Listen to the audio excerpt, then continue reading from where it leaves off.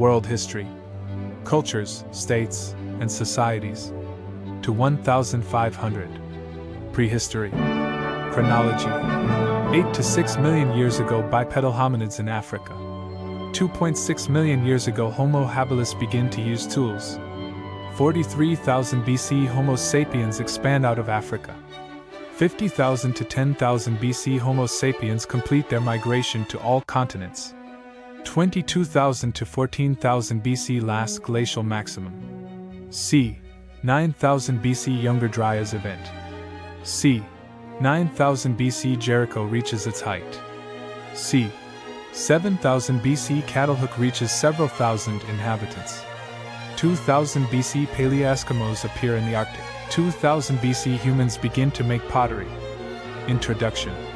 In 1952, at the age of 77 and suffering with an abdominal hernia long overdue for surgery, Sellards returned to Vero to collect charcoal or bones suitable for the newly invented technique of radiocarbon dating. His longtime field assistant Glenn Evans accompanied him, having left Texas with careful instructions from Sellards' physician about what to do if the hernia suddenly bulged. It did, and Sellards collapsed unconscious at the excavation, but the moment Sellards regained consciousness, he insisted on continuing to excavate. Point 1. The above case of Florida State geologist Elias Sellards demonstrates that the study of human antiquity, or man's earliest origins, is one surrounded by passion, controversy, and a deep well of curiosity. Our curiosity about our earliest origins has not only given birth to fictional characters like Indiana Jones and Captain Kirk, but also is largely responsible for the growth of archaeology in the early 20th century. Western scholars and explorers were 1. David J. Meltzer, The Great Paleolithic War, How Science Forged an Understanding of America's Ice Age Past, Chicago. University of Chicago Press, 2015. Not content with simply reaching remote places, they were curious about their earliest human inhabitants. While the motives of early excavators may have been quite simple, well known. Paleoanthropologist Richard Leakey got his start collecting stones as a child. Archaeologists and paleoanthropologists eventually created an entirely new field of historical investigation. Prehistory. Multiple pioneers have hacked through underbrush or spent months excavating Paleolithic sites. Not until recently, however, have scientific advances, local knowledge, and anthropological theory merged with the curiosity of Western explorers to craft a more accurate version of human origins and evolution. Written texts are the primary sources most historians are trained to work with and are those they are most comfortable using. However, if we are to understand humanity's origins, we have to recognize that written language is a relatively recent invention, around 5,000 years old.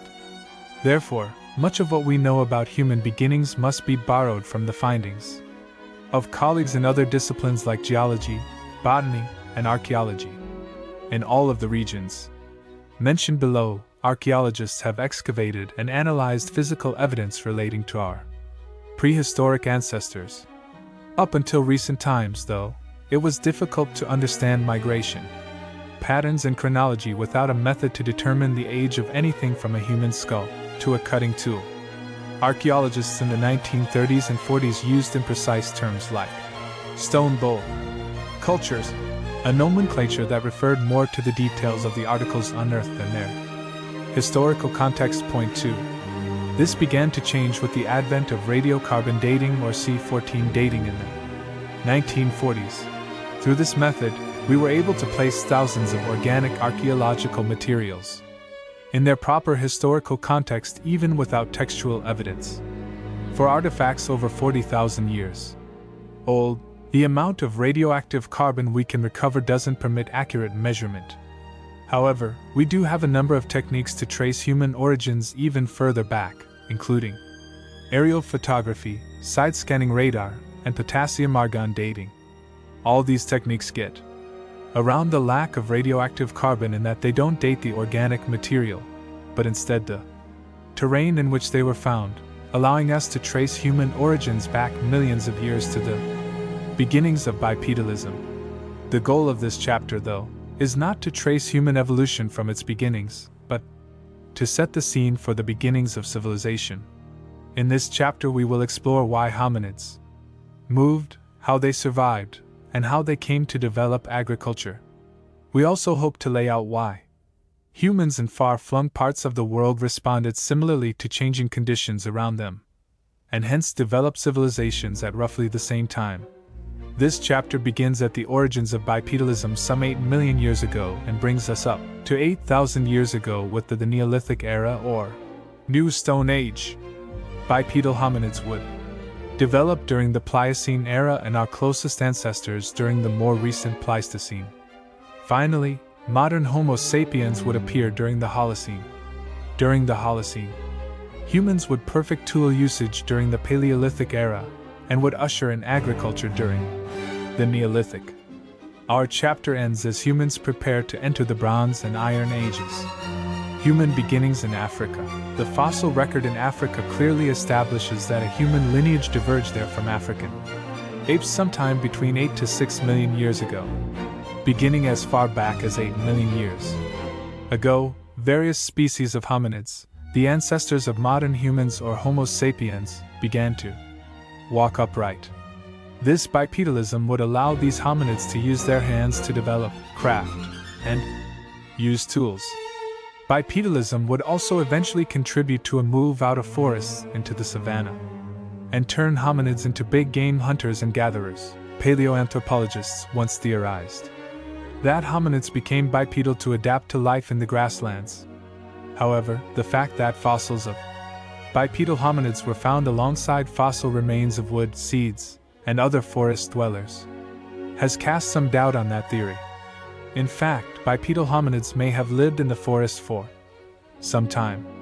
While some bipedal hominids may have stayed in the forest, climate changes did drive others to move into new areas within Africa and beyond it.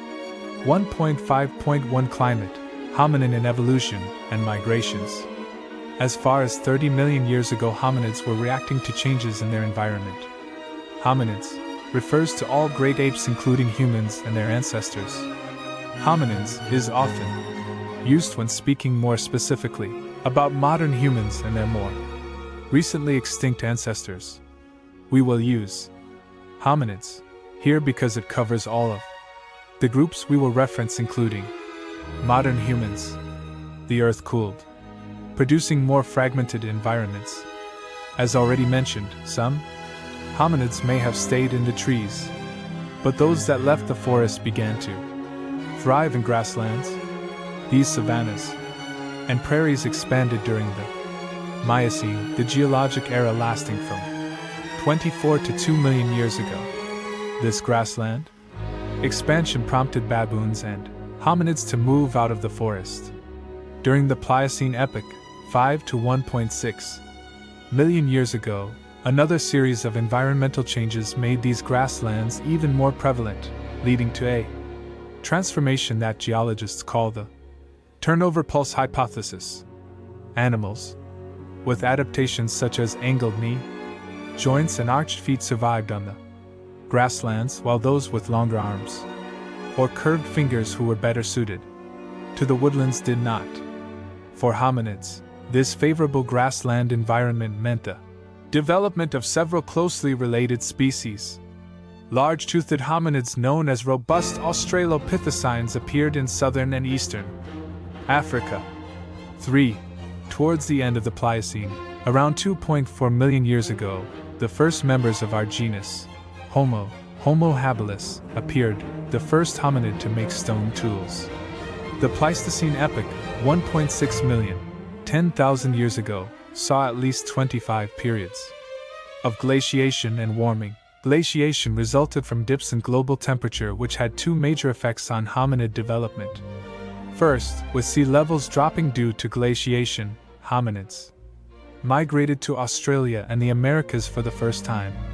Second, while many migrated out of colder climates, those that remained developed physical adaptations. Homo neanderthalensis. Neanderthals, a hominid that disappeared 28,000 years ago, became stockier and more powerful to deal with the difficulties of this icy climate. While not as dramatic as previous developments, the current Holocene period has seen its share of significant climatic events. The Younger Dryas event, c. 12,000 BC, was a drop in global temperatures accompanied by a corresponding change in vegetation distribution. Reduced rainfall from 2200–1900 BC made conditions very difficult for civilizations in the eastern Mediterranean. Finally, the medieval warm period represents one of the most recent periods of climate change. 4. Like Neanderthalensis, Homo sapiens, Homo erectus, Homo habilis, and other hominids all reacted to changing climate conditions. Homo erectus and Homo habilis migrated, hunted, and used fire, while Neanderthalensis had some use of language and tools and buried their dead. For millions of years, in fact, hominids had been using slivers of volcanic stone and cutters, probably to hack through animal skin. The cutters were often found close together, suggesting that early hominids even had a division of labor between hunters who would have to pursue their prey and butchers who could wait nearby at the butchering site. There is even evidence of task division by gender among Neanderthalensis. Multiple sites in Europe showed different patterns of wear on male and female teeth, indicating a gender task division in tasks where teeth were used to hold, break, or strip objects. 5. However, by 25,000 years ago all other hominins were extinct.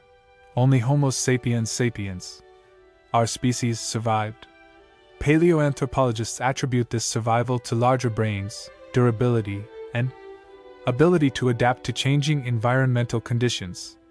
Based on migration patterns and archaeological evidence, Homo sapiens sapiens appear to have been the only hominids to build seaworthy boats, create art, have organized religion, and live in any climate. 6. 1.5.2 Homo sapiens migration. While Homo sapiens were decidedly more advanced than other hominids, when they first moved out of Africa some 45,000 years ago, they were only equipped with stone tools for hunting and cutting. Despite those initial limitations, 30,000 years later Homo sapiens would inhabit almost every environment on Earth and had a presence in every continent except Antarctica. Homo sapiens in fact moved further and faster than all other hominids. While it is hard to attribute a single factor to all Homo sapiens migration, we do see that multiple human societies required migration to arrive at a more sophisticated level of development. Homo sapien migration accelerated close to 40,000 years ago, where humans reached continental Eurasia. Modern humans, 50,000 to 10,000 years ago, completed the migration to all the continents except Antarctica, moving first into Australia, eastern Siberia, the Pacific margins, Japan, and the Americas. Then from 10,000 years ago to 1,500 CE, humans arrived in the Arctic, the Indian Ocean, the deep Pacific, and tropical rain-forest migration occurred in a staccato pattern with easiest areas colonized quickly, while more difficult areas remained uninhabited for thousands of years. A region's easiness is calculated from estimates about available plant and animal biomass and net productivity, that is, how quickly it returns, in each habitat. For example, tropical savannas and grasslands of East Africa were colonized first as the biomass there sustained the first bipedal hominids.